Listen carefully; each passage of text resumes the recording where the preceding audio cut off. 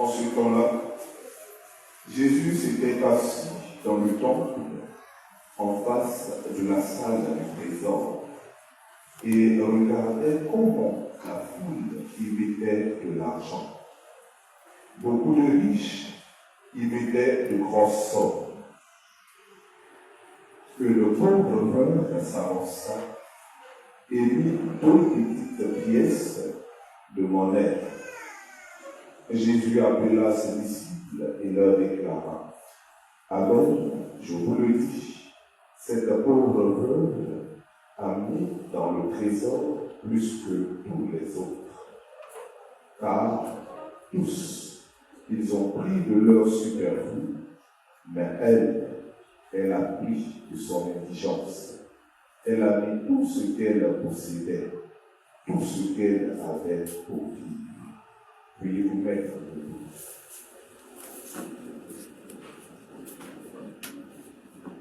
Acclamons la parole de Dieu.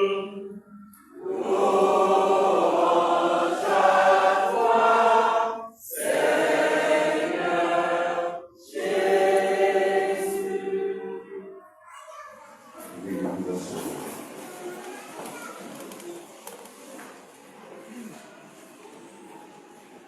Non, non, non, jamais ne passera. La parole de Dieu jamais ne passera. Non, non, non, non, non, jamais ne passera. La parole de Dieu jamais ne passera. ce qui existe passera bien un jour, mais la parole de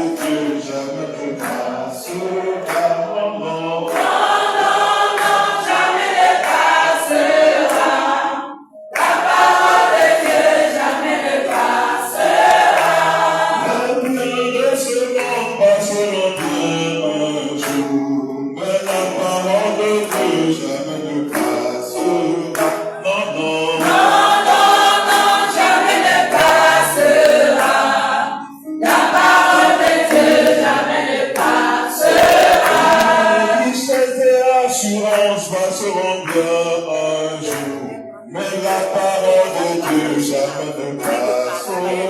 Non, non.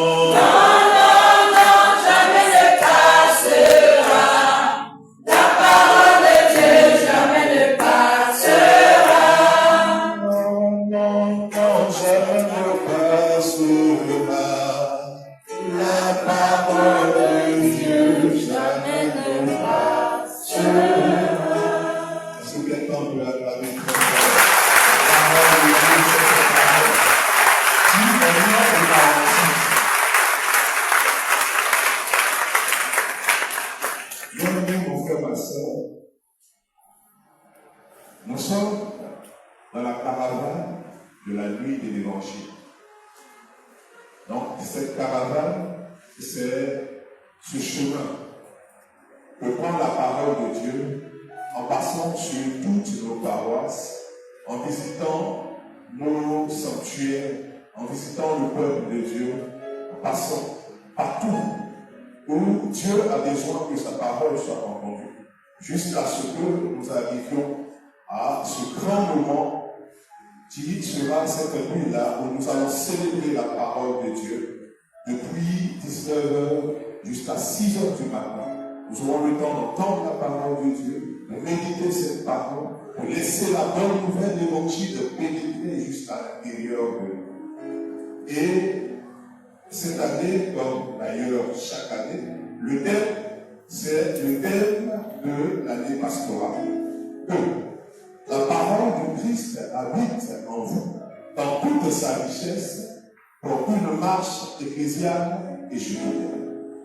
C'est-à-dire que nous avons encore 2 raisons, sinon 2 fois plus de raisons, de pouvoir célébrer cette parole, d'autant plus que le thème de l'année lui-même nous l'impose.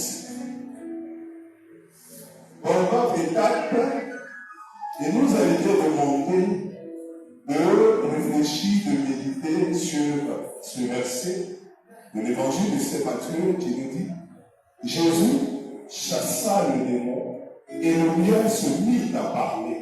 Alors Les gens autour de lui étaient émerveillés et s'écriaient, le Seigneur a envoyé un grand prophète parmi nous. Le Seigneur a envoyé un grand prophète parmi nous. Mes frères et sœurs, avant de rentrer dans la méditation de ce thème, de ce verset qui nous a été proposé, je voudrais commencer par la parole du jour. La parole de ce 32e dimanche du temps ordinaire. L'essentiel de cette parole nous dit que Dieu regarde chacun et Dieu voit comment chacun fait, comment chacun agit. L'intérêt de Dieu, ou ce que Dieu recherche chez chacun d'entre nous, ce n'est pas trop la quantité, mais c'est la qualité. C'est la qualité. Ce que tu fais, ce que tu donnes, comment est-ce que tu donnes? Alors l'évangile a été très précis. Jésus est allé s'asseoir et il regardait comment est-ce que les gens mettaient l'argent dans le pont. On pourrait dire à notre époque, Jésus est en train de regarder comment on fait la tête. Comment tu mets l'argent dans le panier de tête. Si c'était il faut, on va dire qu'il aime l'argent. Petit là, ce qu'on appelle l'argent est trop.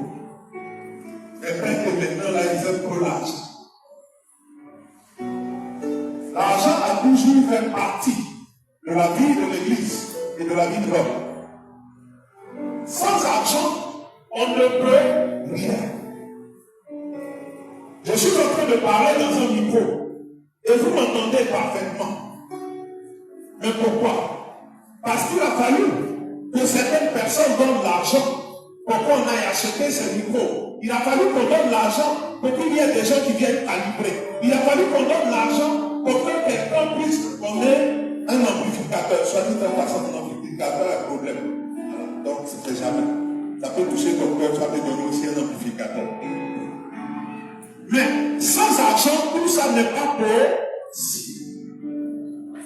Mais quand nous donnons ce que Dieu recherche sur nous, ce n'est pas trop la quantité, mais c'est la qualité. Et j'ai l'habitude de dire, quand nous devons faire des offrandes spéciales, soit pour une quête impérée, ou alors pour soutenir l'organisation, je dis toujours, donne ce que tu as. Et je dis tous les jours, si tu as 10 000, tu donnes 10 000. Si tu as 7 000, donne 7 000. Si tu as 2 000, donne 2 000. Si tu as 1000 francs, donne 1000 francs. Si tu as 500, donne 500. Si tu as 100 francs, donne 100 francs. Si tu as 50, donne 50. Mais donne avec un bon cœur. Parce que c'est ça que Dieu regarde. Ce qui va porter du fruit dans ta vie. Ce qui va faire que ce que tu as donné va porter du fruit. C'est justement comment tu donnes. C'est le cœur que tu prends pour donner. Est-ce que tu donnes de bon cœur?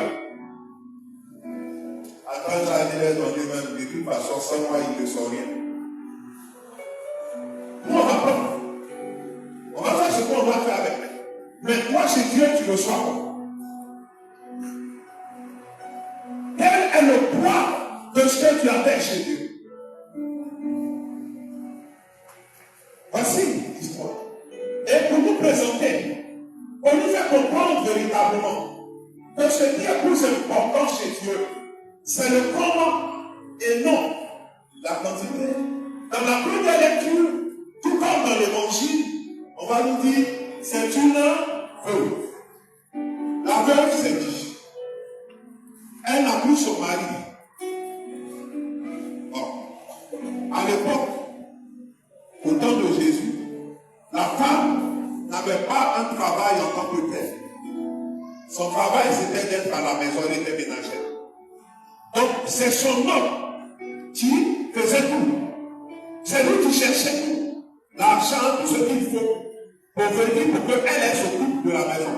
Donc, la veuve, quand elle n'a plus son mari, elle n'est plus rien. Elle n'est plus rien.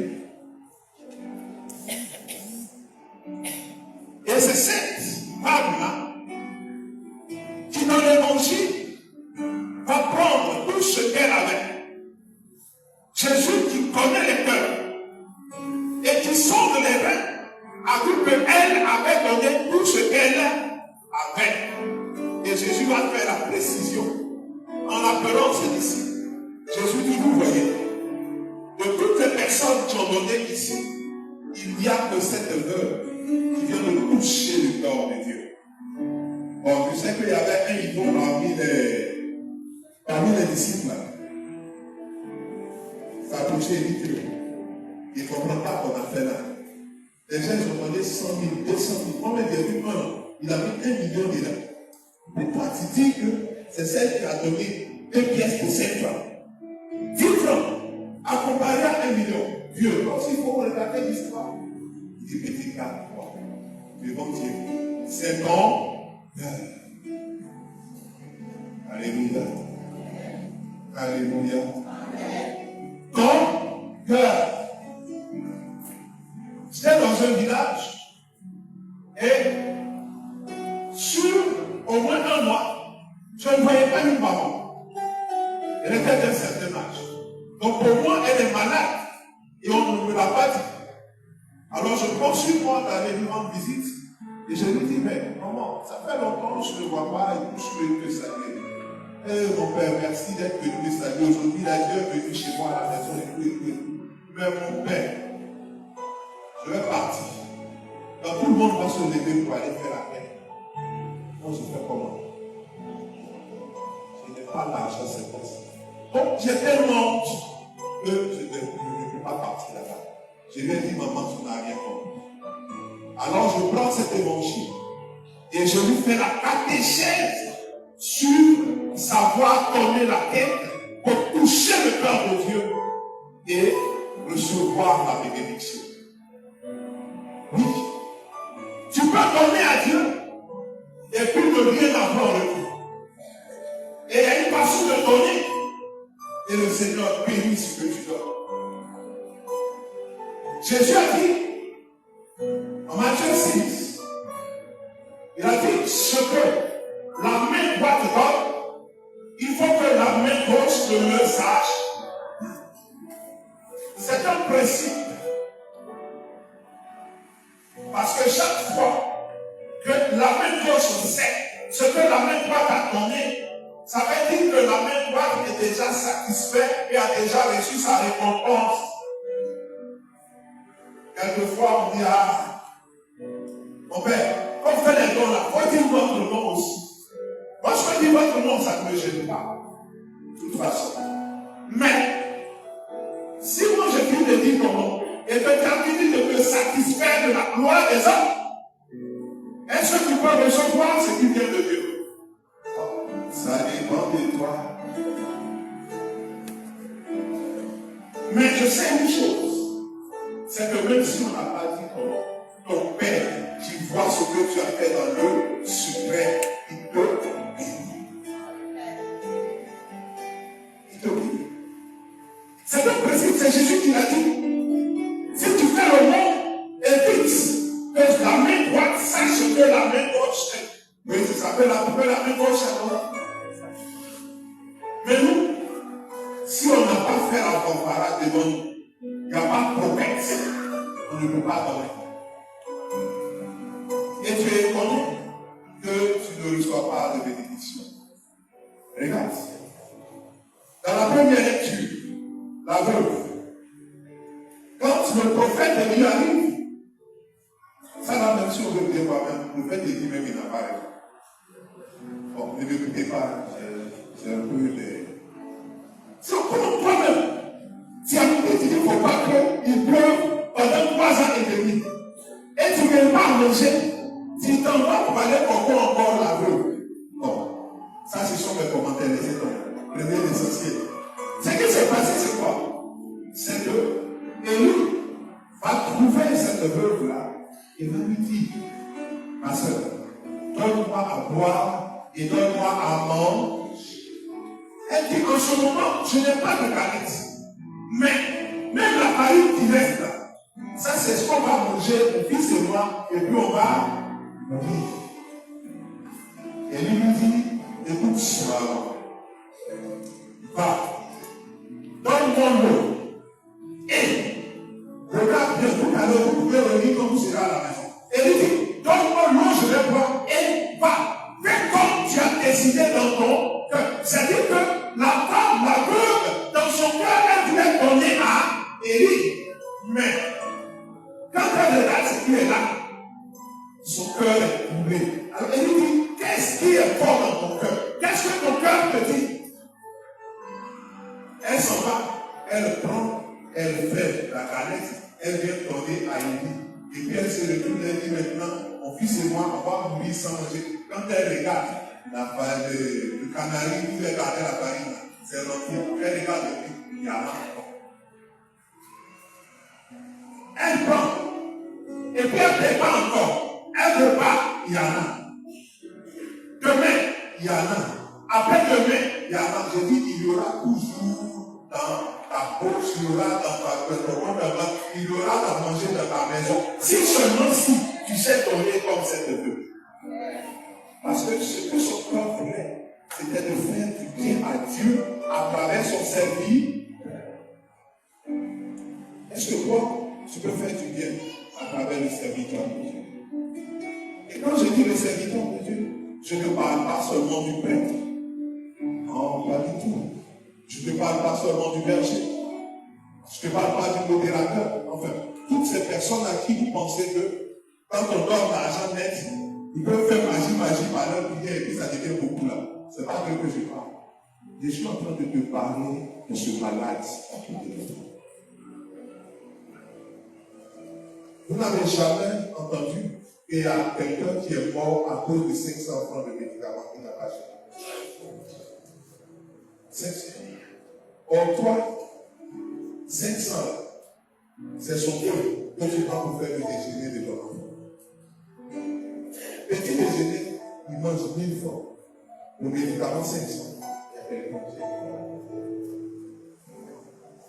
C'est le serviteur du Seigneur. Vous vous souvenez dans Matthieu, chapitre 25, Jésus a dit quoi? Tout ce que vous aurez fait à ce plus petit qui est mon frère, c'est à moi que vous l'avez. J'ai dit au sanctuaire ici, s'il y a deux mouvements ou bien institutions, associations que vous voulez dire, il y a deux qui sont plus importants. Il y a la Caritas, et puis il y a peut-être le service de lecture, tout ce qui est liturgie. Pour un sanctuaire, c'est d'abord ça. La Caritas. Parce que quand les gens disent ça, quelquefois, quand les gens demandent, pourquoi tu peux dépasser toute la vie, et puis c'est ici qui est loin, et tu viens demander. La réponse est toujours la même chose. Mon Père, c'est Dieu qui m'a envoyé ici. En d'autres termes, c'est la maison de Dieu ici, c'est chez mon papa. Donc c'est ici que je veux venir chercher. Est-ce qu'il y a quelqu'un qui a compris quelque chose? Maintenant, s'ils viennent chez leur papa et qu'ils ne le trouvent pas, où ils vont aller? C'est à ça que sert mon nom. C'est à ça que sert mon nom. Alors le diable de Saint-Laurent disait, le trésor de Dieu, la richesse de Dieu, ce sont les pauvres. Chaque fois que vous aurez deux pièces, deux petites pièces pour donner à un pauvre, sachez que vous avez investi dans le compte en banque du ciel. Chaque fois que vous allez faire la quête avec un bon cœur, sachez que vous avez investi dans le compte en banque du ciel. Chaque fois que vous allez aider un projet d'église, sachez que vous avez investi dans le compte en banque du ciel. Alors, sur ce point, je finis avec ce témoignage. J'étais à Sopro, on est allé À Ghana École, c'est un des campements là-bas, là. Et puis là-bas, il y a le père Alexandre qui avait fait la statue de Notre-Dame des Victoires. Donc, on allait en pèlerinage là-bas. En tout cas, chaque 15 août, de la nuit du 14 au 15, nous étions là-bas. Là-bas aussi, Dieu fait des merveilles. Alors, on est arrivé à un moment où on devait aider l'organisation. J'ai dit, donnez ceux qui peuvent donner 10 000 et tout. J'ai dit, tout ce que vous avez, il faut envoyer. Il y a un papa qui met la main dans la poche et il dit au Seigneur, Seigneur, cette année, je n'ai rien, comme tu m'as dit, c'est 50 francs touchés. Parce que ça fait déjà 3 ans, je paye le coup de police pour mon fils qui ne gagne pas. J'ai plus trop de dettes même. Dès qu'on dit je faisais mon cacao, les gens ils sont coupés. Mais les 50 francs là, je te donne ça. Je te demande pardon. Regarde mon cœur qui te donne, comme le Père vient de le dire. Et puis, aide mon fils cette année. Il y a peut-être, là je suis arrivé ici, je suis dans la 2e année. Et quand il rendait le témoignage, il y a 3 ans de cela, donc 5 ans, ce garçon-là, aujourd'hui, je vous parle, il est en train de travailler certainement. L'année où on n'a pas donné millions, il a été actif. Parce que son père a donné avec un cœur bon. Il a donné 50. Il n'a pas donné 10 000, il a donné 50. Maintenant, si tu penses que tu peux donner 10 000, mais comme l'autre a donné 50 et puis il a été béni, donc toi aussi tu vas donner 50, ça aussi ça dépend de toi. Que Dieu te bénisse abondamment, qu'il bénisse tes finances.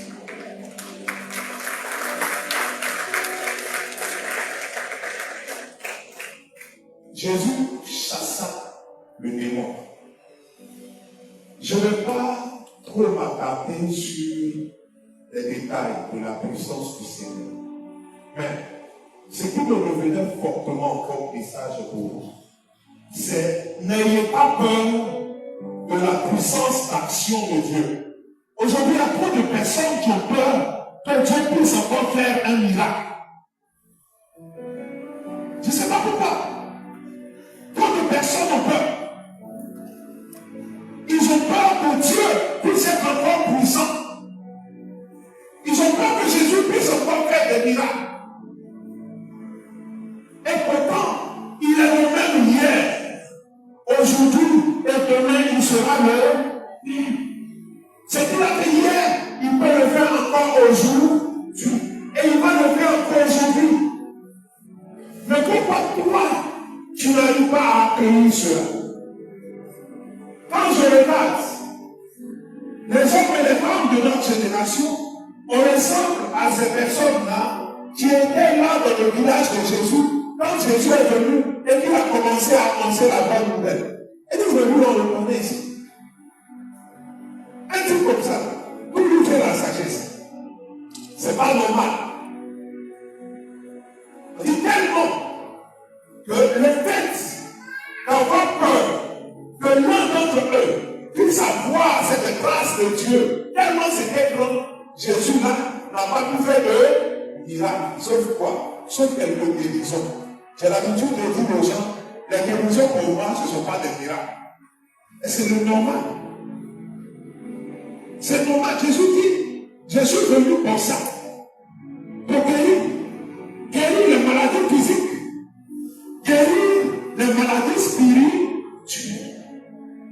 Mais tout ça, pour vous faire comprendre une seule chose, c'est que je suis vraiment le Fils de Dieu, celui qui est venu pour vous sauver. Est-ce que vous acceptez le salut? Voici la raison véritable pour laquelle beaucoup de personnes ne veulent pas accepter que Jésus soit puissant aujourd'hui.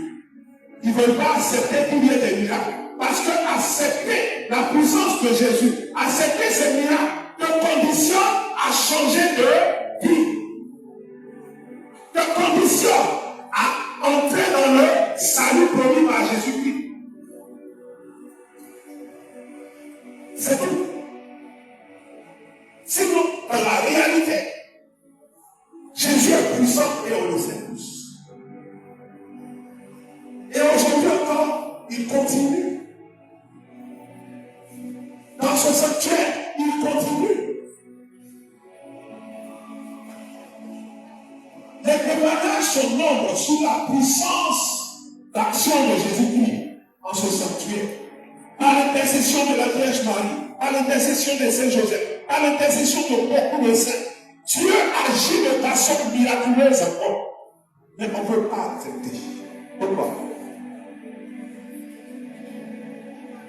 Ça, c'est la première des choses. Jésus chassa le démon. Il est capable de le faire. Et il va le faire encore aujourd'hui pour toi. Mais c'est encore de la pays. Deuxième chose, il n'y a pas un groupe de personnes qui ont un privilège que Dieu a mis à côté à part. Ou eux là, c'est à eux seulement il a donné cette grâce. Les seuls que Dieu a mis à part, il les a mis à part pour offrir le sacrifice.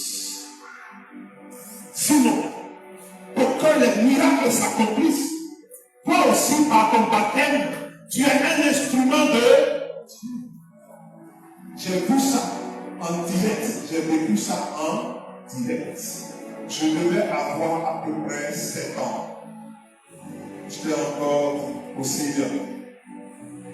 Donc, mon oncle avec qui je vivais a eu son fils très malade dans la nuit. Il était constipé, le ventre était gonflé, je ne sais pas. Et nous étions à Zouloulou à l'époque, 1986-1987. Il n'y a pas route, il y a pas infirmerie. Sa petite moto, bien là aussi. Comment on va déposer l'enfant dessus pour pouvoir arriver à y aller? On est à minuit passé. Le monsieur, il ne sait plus à quel sein se retrouver parce qu'il n'y a pas de médicaments, il n'y a rien. Tout ce qu'il avait, c'était aspirine à l'époque. Mais aspirine, c'était pour les adultes. Moi-même, dernièrement, il n'y a pas très longtemps que j'ai su qu'il y a aspirine bébé. Sinon, avant, aspirine, on connaissait la certaine. Mais un bébé, il fait comment? Le monsieur, il s'est mis là chez lui, devant tout le monde. Sa femme, les bébés, tout son là. Il a pris le médicament. C'est pas qu'il a donné l'intelligence aux gens qui parlent. Les médecins, là, c'est moi aussi. Les autres intelligents. Moi, là, je sais plus quoi ce que je vais faire. Le médicament, je garde sa carte. Je vais donner un morceau à mon fils. Que tu lui donnes la guérison. Il a cassé la carte, il lui a donné 15 minutes après l'enfant. Il va aller au toilette. Il a dégagé tout ça. C'est simple que ça. Est-ce que mon oncle était prêtre de Jésus-Christ? Non. Nous-mêmes, à Jésus-Christ, qu'on était là, on voyait peut-être une fois 3 mois. Notre prêtre là, il s'appelait Pedro Amini. Il était le catéchiste. Il était en même temps notre Jésus. Quand, si, Pedro Amini, c'est notre prêtre. Il était notre Jésus. Le vendredi saint. Pour tous ceux qui ne l'aiment pas, le frappent bien. Mais il avait un mystère, ce monsieur. C'est-à-dire que le vendredi saint, quand on l'a soulevé et qu'on l'a envoyé, lorsqu'il faisait office de sacristie, c'est-à-dire derrière, toi-même tu vis avec le monsieur, tu ne vois pas jusqu'à ce que Jésus ressuscite. Donc, c'est le samedi, quand on va commencer à chanter Gloria, c'est là qu'il sort. Jésus-Christ, tout glorieux. Mais, à part lui, à part ton dit, pour voir quelqu'un, c'était difficile. Mais à cette époque, je ne savais pas que le renouveau charismatique existait. J'avais 7 ans. Mais ce monsieur a fait une démonstration de foi. Et le Seigneur a agi. Je demande pardon aux médecins et puis aux infirmiers dans la salle. Là, on est dans la foi. Je ne vous ai pas dit aussi que je ne vais pas aller à l'hôpital. Ce n'est pas de ça que je parle. Je suis en train de parler de quelqu'un qui était dans des conditions extrêmes et qui était en train de voir son enfant mourir, mais il ne savait pas quoi faire. Il a dit, et Dieu a fait. Peut-être que l'aspirine, c'est devenu imodium, ou bien c'est devenu, je ne sais pas quoi, médicament de vente là. Ce qui est sûr, je sais que mon petit frère, 15 minutes après, quand il allait se dégager, il a retrouvé la santé. Toi aussi, par toi aujourd'hui, Jésus peut guérir. Par toi Jésus peut faire de grandes choses. Il peut aussi chasser chasser les démons. Mais pourquoi tu ne crois pas en cela? Pourquoi tu ne crois pas en toi? J'ai envie de te demander, pourquoi tu ne crois pas en ton baptême? Pourquoi tu ne crois pas en ton baptême? Vous savez, Satan, il est très malin. Une de ses ruses, c'est de faire croire qu'il n'existe pas. Et ça, aujourd'hui, c'est ça qu'il fait. Quand tu vas, tu expliques juste là et puis à la fin, il te regarde, il dit non, calme-toi, ça va. C'est parce que tu étais sous l'émotion. C'est bien que tu étais sous l'émotion. Mais il manifeste quelque chose de bien précis qui dépasse son émotion. Et tu fais quoi de ça? Non, ça c'est parce que tu es blessé. C'est vrai, son cœur est blessé. Mais tu fais quoi pour que Jésus guérisse son cœur blessé? Pourquoi est-ce qu'on a blessé son cœur? Qu'est-ce qui a motivé qu'on blesse son cœur? Qui a initié, qui est à la base pour qu'on blesse son cœur? C'est pas Satan. Donc, si tu veux guérir son cœur, demande à Satan d'aller loin. Il y a beaucoup de personnes qui ne croient pas. Beaucoup de personnes ne croient pas. J'étais une fois en pleine prière avec un de mes aînés il y a très longtemps. Et puis, les gens commençaient à prier, j'ai posé les mains, puis je priais pour les autres. Après, il m'a appelé à côté, il dit, petit, tu viens de commencer, il faut arrêter la manipulation. J'ai dit, si c'est manipulation, c'est que je l'ai commencé avant de devenir prêt. Parce que depuis l'âge de 13 ans, je suis dans le renouveau charismatique. Et j'ai toujours prié comme ça. Avant d'entrer dans le ministère sacerdotal. Donc, si je suis manipulateur, c'est que vous avez fait un mauvais discernement. Oui. Depuis l'âge de 13 ans, je suis dans le ministère charismatique.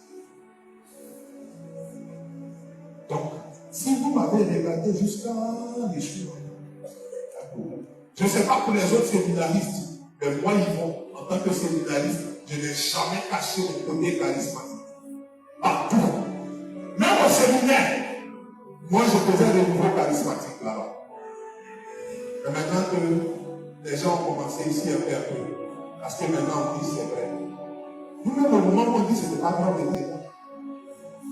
Mais toi, aujourd'hui, qu'est-ce que tu fais pour que ça t'aboutisse au monde?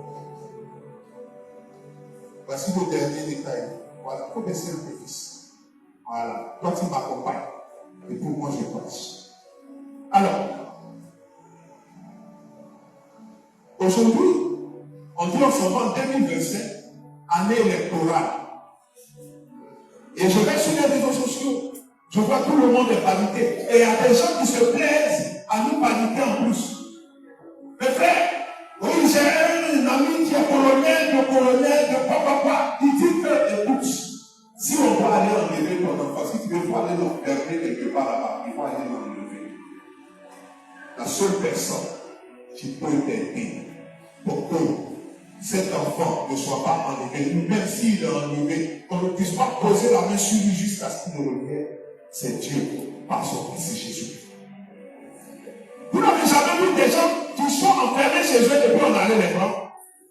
Aujourd'hui, on dit non, si tu sors, il ne faut pas que 19 heures va te trouver au dehors. Mais moi, je travaille la nuit pour donner à manger à mes enfants. Je fais comment? Parce qu'il y a élection, donc il ne faut pas que mes enfants mangent. Soyons sérieux. Soyons sérieux. La psychose n'a pas sa place. C'est Satan qui est en train de mettre ça dans nos cœurs, dans nos esprits. Il y a des gens qui sont déjà prêts. Ils ont passeport, tout ça là. C'était sur Pathénon, assis. Je vais vous couper. En 2011, ils ont fait ça. La Côte d'Ivoire a failli brûler jusqu'à. C'est pas dedans. On est dedans. Mais moi, cette année, je veux lancer un défi. Et j'espère que vous serez avec moi. Nous allons défier tous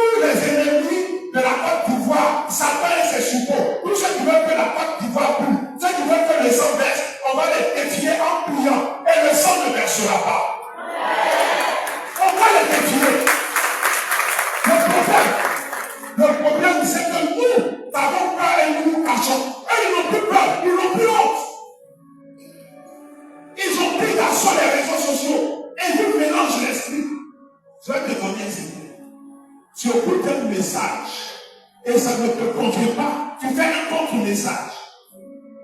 Il dit, la Côte d'Ivoire va brûler. J'ai eu un songe, il y a eu une révélation. Et peut-être tu lui dis, le Seigneur a dit que je serai avec vous à tout moment et à tout instant. Et celui qui est avec moi, il est puissant. Son sang a déjà payé le prix. Et je verse le sang de Jésus-Christ sur ton songe et sur toi-même. Verse le sang de Jésus. Parce que quand on va les laisser continuer, nous allons continuer d'être esclaves. Ça ne veut pas, c'est de l'esclavage. Ils sont en train de nous soumettre. Quand on aura peur, quand on sera dans la psychose, ils auront toujours le dessus. Mais levons-nous et nous allons voir. Je le dis tous les jours, mais on reste toujours dans la peur. Si une seule année, tous les pauvres en Côte d'Ivoire, on dit, on n'a pas 5 ans pour payer beaucoup. On n'a pas 5 ans pour payer beaucoup. Ils vont lancer les concours. On va voir combien les enfants sont. Est-ce qu'ils peuvent occuper tous les postes? Ils auront besoin de nous.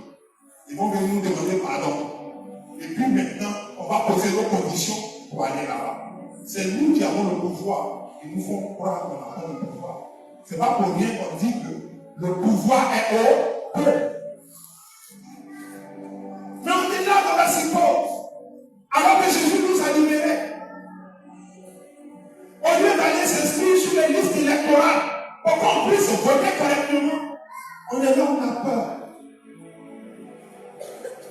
On dit Jésus a chassé le démon. Jésus a chassé ce démon-là.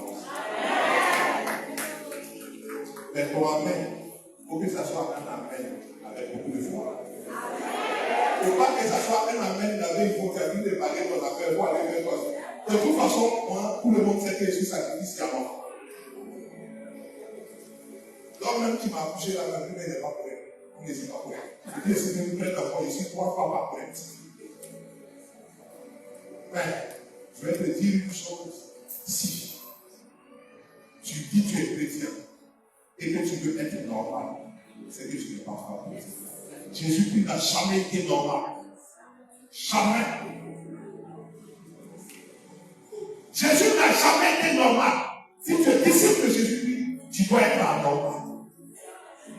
Mais anormal dans le bon sens. Il ne faut pas aller faire des folies et puis dire que c'est pour Jésus là. C'est pour ça que Saint Paul précise que la folie de Jésus-Christ est sagesse pour le monde. Et la sagesse du monde est folie pour Jésus. Je suis en train de prier. Aujourd'hui, toi aussi, tu puisses t'émerveiller comme ce peuple-là. Et prier. Oui, le Seigneur, notre Dieu, nous a envoyé un prophète en Jésus-Christ. Parce que ce Jésus-là, il fait des choses merveilleuses. Mais surtout, que tu dises, j'ouvre mon cœur pour que ce Jésus-là agisse en moi. Et tu vas voir que ta vie sera transformée. La vie de ta famille sera transformée. Que les élections en Côte d'Ivoire seront transformées. Il y a quelqu'un qui veut vivre ça? Il y a quelqu'un qui veut vivre ça? Quelqu'un qui est prêt pour ça? Donc, on a qu'à faire un peu. On a qu'à faire un peu. C'est pas beaucoup, un peu seulement.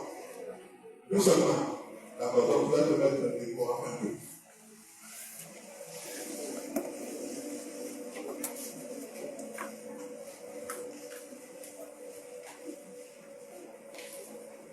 On va reprendre des cantiques à l'Esprit Saint.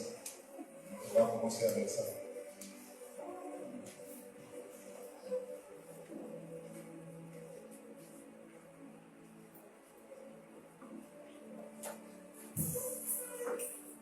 Tu vois, à travers ces cantiques, tu vas laisser simplement le Seigneur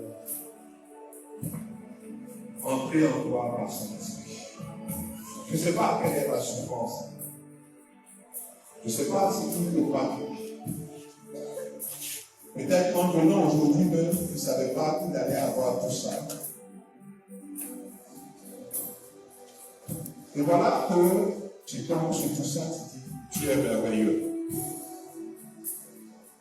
Mais pour que la merveille du Seigneur se manifeste en toi,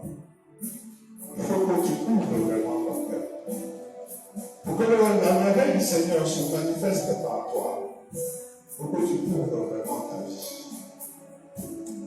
Et l'Esprit de Dieu va te visiter.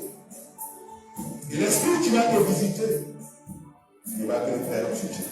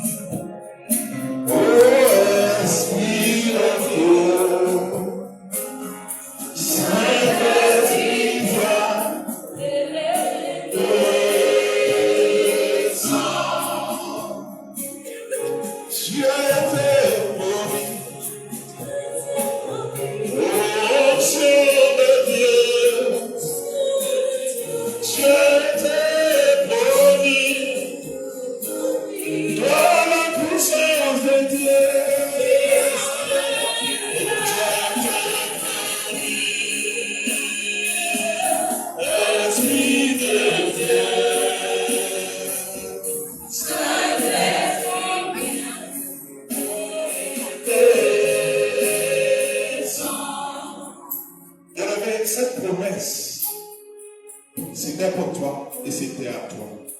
Jésus a promis pour son esprit qui est prêt.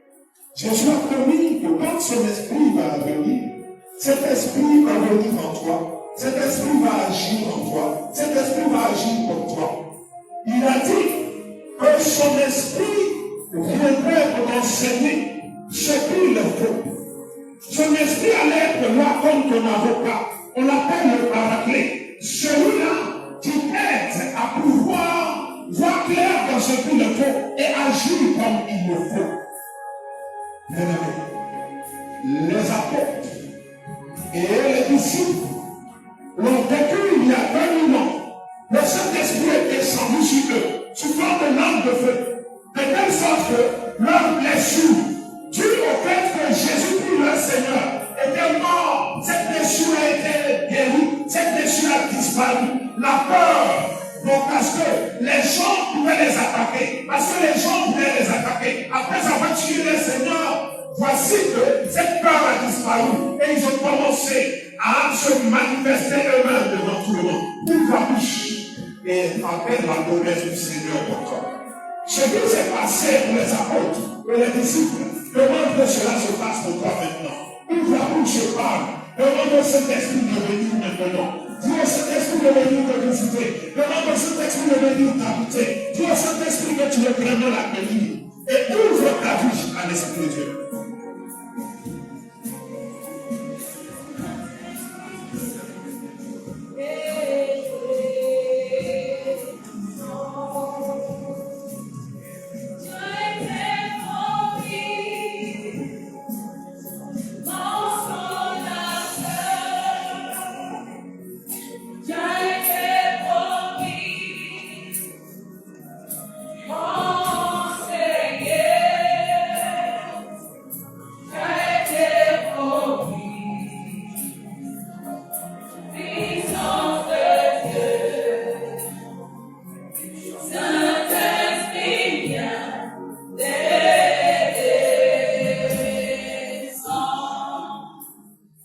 Oui, Seigneur Esprit Saint, c'est le moment.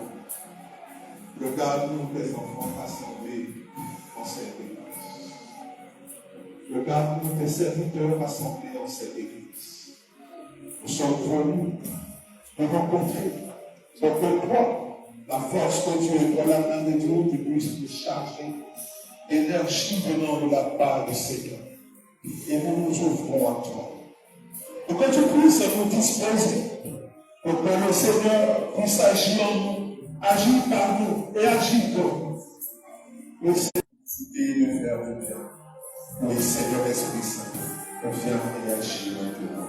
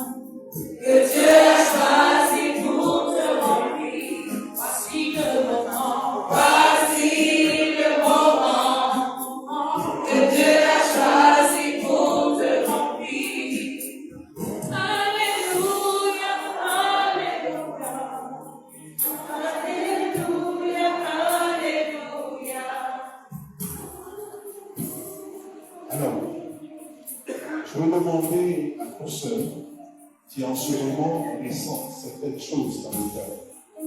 Notamment une personne, tu as l'impression dans la poitrine, comme s'il y a quelque chose qui était en train de te chatouiller, mais à l'intérieur de toi. À l'intérieur de toi. S'il y a des gens qui sentent une boue forte, ils vont sortir simplement. Donc tu sais, s'il y a quelque chose, ça va sortir. Le Saint-Esprit a commencé à agir comme ça. Le Saint-Esprit a commencé à agir comme ça.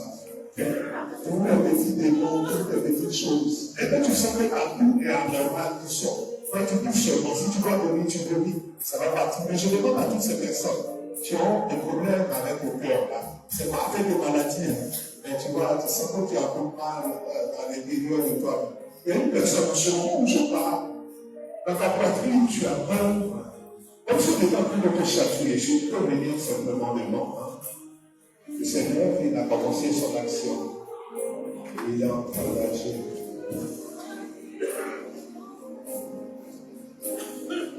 Chaque fois qu'on est là,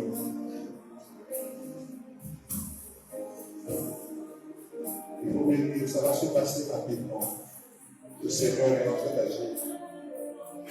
S'il y a une façon de d'agir, on peut s'asseoir. S'il y a des gens qui ont des problèmes de vie ou pas, il n'y a pas de souci. On peut s'asseoir. Dès que tu sens quelque chose d'anormal, comme si quelque chose veut sortir, je dis, tu sors simplement, et puis tu te laisses aller. Si tu dois dormir, tu dormis simplement. Trois personnes qui sont en train d'expérimenter quelque chose comme ça.